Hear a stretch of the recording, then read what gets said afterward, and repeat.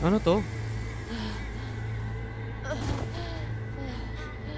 Ito yung creature na humawak sa parents niya, yung pumatay sa parents niya.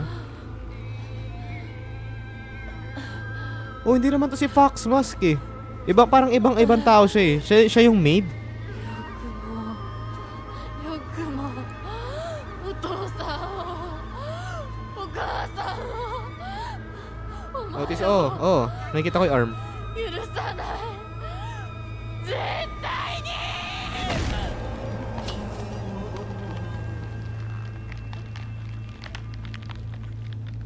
離せ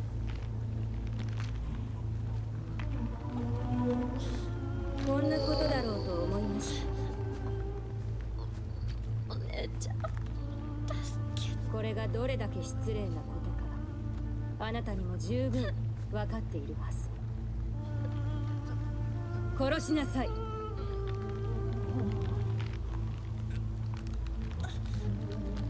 Walang face eh. Pero yung arm. 殺しなさい。さあ。